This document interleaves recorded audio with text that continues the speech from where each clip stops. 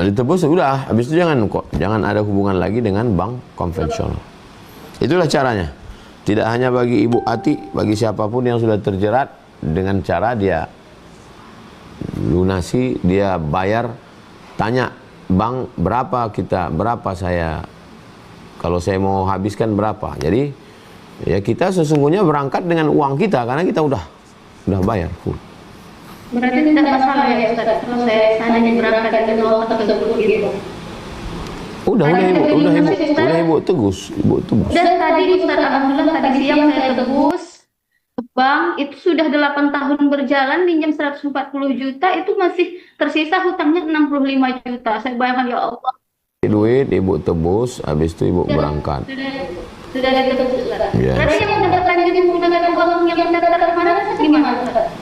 Ya macam mana lagi, udah lewat, nggak bisa ditarik lagi, nggak bisa duit itu ditarik lalu kemudian Ibu masukkan duit baru, daftar ulang. Ya, maksudnya gitu Ustaz. Mana bisa daftar ulang, nunggulah Ibu sekian tahun.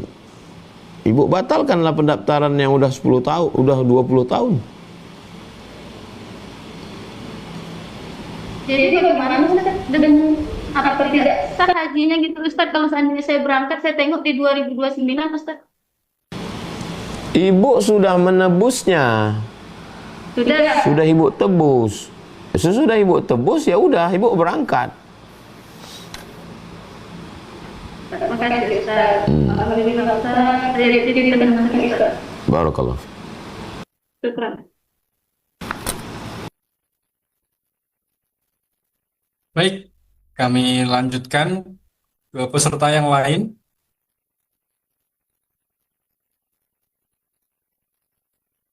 Saya persilahkan tadi Ikhwan, terus Ahwat, sekarang Ikhwan lagi. Saya persilahkan Bapak Ferdian Sakti. Terima kasih Bang Alvin atas waktu dan kesempatannya. Assalamualaikum warahmatullahi wabarakatuh.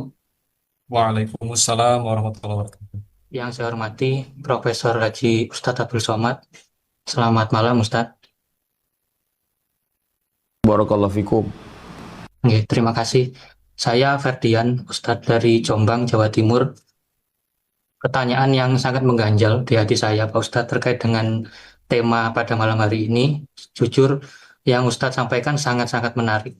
Dan pertanyaan saya pada malam hari ini adalah bagaimana Ustadz kita menyeimbangkan antara kewajiban untuk berjuang sungguh-sungguh dengan kesadaran bahwa hidup hanyalah permainan yang fana. Seperti yang Ustadz sampaikan tadi, bahwasanya hidup ini sebetulnya permainan, tapi juga kita tidak boleh main-main. Seringkali ambisi untuk menaklukkan dunia justru merenggut kebahagiaan dan menjebak kita dalam ketamakan, Ustadz. Ini yang pernah saya alami. Jadi kita terlalu berambisi dan akhirnya menjadi manusia yang tamak, dan naudzubillah, jangan sampai terjadi lagi seperti itu. Kemudian bagaimana cara kita meraih prestasi tanpa kehilangan jati diri dan ketenangan batin, Ustadz. Terima kasih. Wassalamualaikum warahmatullahi wabarakatuh. Waalaikumsalam. Aku mesti ke Mesir. Saya mentekadkan itu, kepikiran saya tahun 1993. 93 umur saya, lahir 77, 16 tahun.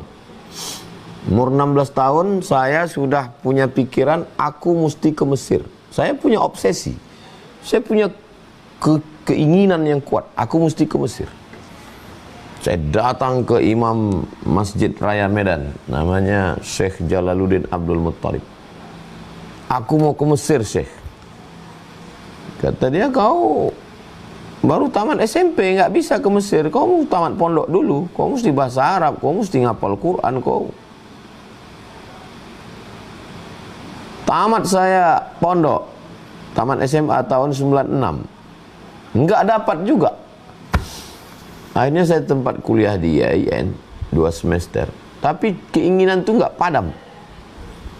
Sampai akhirnya saya ikut tes, lulus, berangkat. Setelah berangkat baru saya fahami ada hikmah-hikmah yang diberikan Allah. supaya lebih saya menghormati ilmu, karena umur saya sudah banyak hilang. Supaya saya menghormati perjuangan. Saya orang kampung, saya bukan anak ustadz, bukan anak kiai, bukan anak dosen.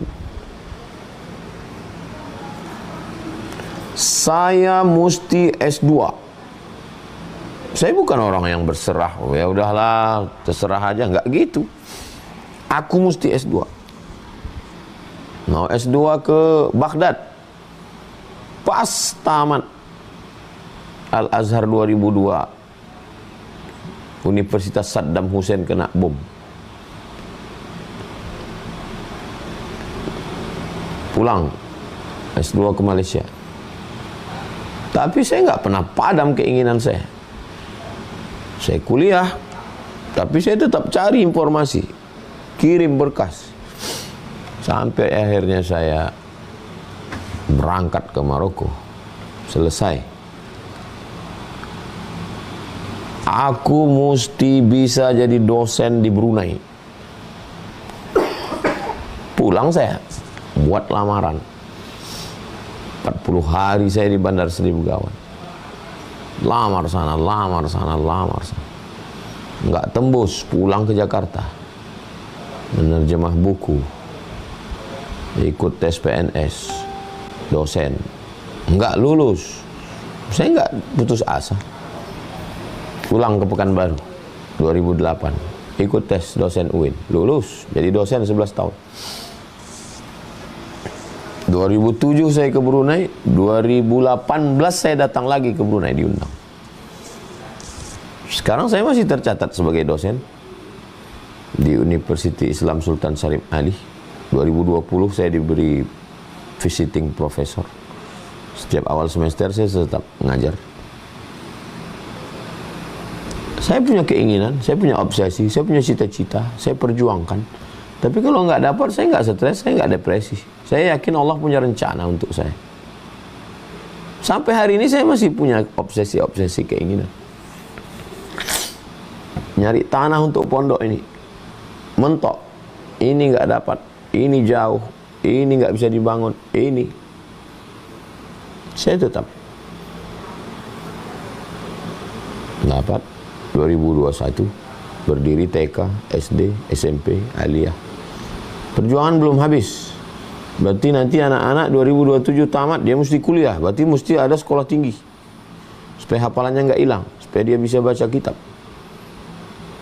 Berarti 2027 anak-anak masuk, 2028, 2029, 2030, 2031 mereka tamat S1.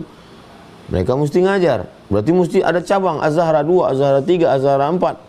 Supaya anak-anak ini bisa ngajar. Jangan sampai dia jadi pengangguran, nggak ada tempat kerja dia. Dia udah bisa baca kitab, dia udah hafal Quran. Fa idza faraghta fansab. Kalau udah selesai dari satu,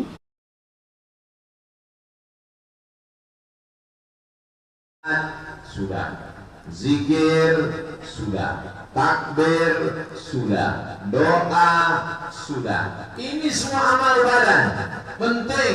Salat, tegak, ruku, sujud, tahmid, takbir, tasbih, tasyahud, iktidal, salam, zikir, baca Quran penting. Tapi ada yang lebih penting dari amal badan. Itulah dia amal harta yang besok selesai sholat kita laksanakan. Perintah Allah, fasalli li rabbika. Hafal semua. Surat pendek. Fasalli li rabbika, sholat. Sholat Idul Adha besok. Sholat Idul Adha tidak perlu disuruh karena tidak ada yang ketinggalan. Yang nggak sholat pun besok pasti sholat Idul Adha. Saya sangka panitia mau ngasih surat kecil, tolong jangan disinggung, ada yang sakit hati. Saya soalnya biasa kena begitu. Rupanya mau ngasih air minum. Mudah-mudahan yang ngasih air minum ini diberikan jodoh yang solehah. Dia sudah nikah. Ibu-ibu hati-hati, jangan cepat amin-amin. Istrinya menangis. Bapak Ibu yang dimuliakan Allah Subhanahu wa taala. Ma'amila adamiyun min amali. Tidak ada amal manusia yang paling dicintai Allah besok pagi min iraqatid dam. Apa perbuatan yang paling disukai Allah besok pagi? Iraqatid dam, menumpahkan darah.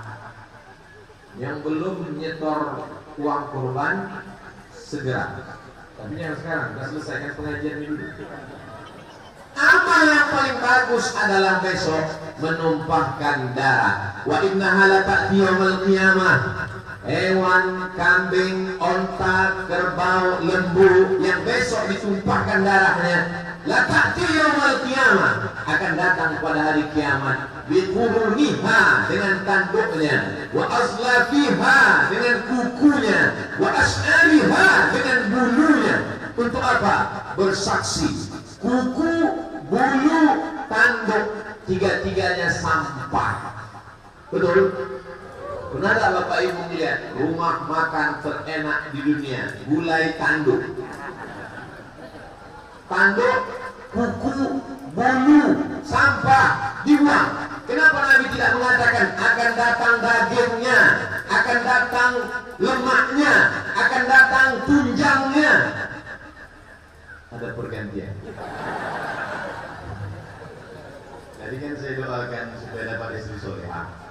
Gimana caranya dapat doa? Dia ganti aja. Cerdas. Kenapa Allah tidak mengatakan akan datang nanti itu dagingnya, kulitnya? Karena kulit bermanfaat, daging bermanfaat, tapi kuku, bulu apa mananya? Sedangkan sampahnya saja datang bersaksi, apalagi dagingnya, apalagi kulitnya, apalagi lemaknya, apalagi otaknya, apalagi jantungnya. Oleh sebab itu yang sudah berkurban, alhamdulillah.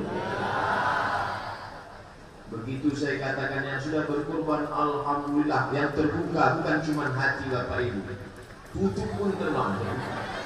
Begitulah kuatnya amin. Entah amin itu kuat, entah angin kuat. Artinya yang pelit-pelit mudah-mudahan dibukakan Allah pintu hatinya. Kalau ada orang nggak mau berkurban Pak Ustaz, ya nggak apa-apa. Kalau ada orang nggak mau berkurban, tidak apa-apa. Tapi ada doa malaikat besok pagi. Nah, dengar doanya. Allahumma ati munfiqan khalafa. Siapa yang bersedekah, siapa yang berinfak, siapa yang berkurban, gantilah ya Allah.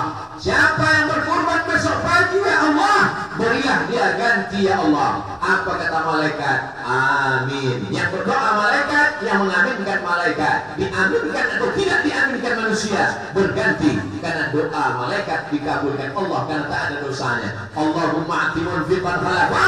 Siapa yang bersedekah, siapa yang berkurban, kasih dia ganti. Maka yang sudah mendaftar kurban akan diganti Allah 700 kali lipat. Amin.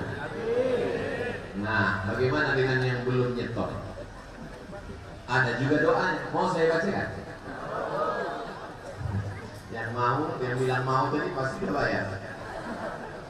Doa yang belum berkurban ini bunyinya.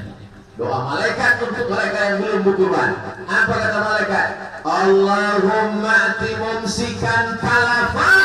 Siapa yang tak berkurban, siapa yang pelit, siapa yang bakhil, maka binasakanlah hartanya. Bayar malam minggu dari panitia. Ada nih panitia. Tanya mana panitia? Store kurban besok potong sembelih. Yang berani motong silakan potong. Tapi saya yakin banyak ibu-ibu yang berani motong. Ibu-ibu ini jangan kan motong kurban, suami itu. Mas kalau macam-macam. Memotong kurban harus punya ilmu. Pertama ilmu motong. Yang kedua keberanian. Ada orang berani luar biasa, tapi ilmunya tak ada. Begitu dipotong, Bismillahirrahmanirrahim.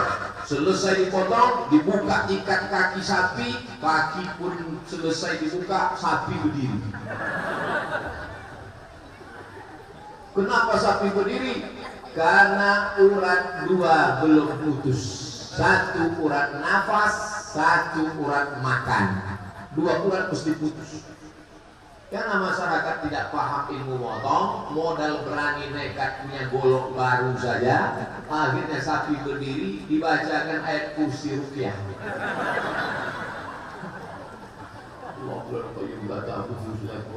Kata jin, aku hari ini cuti.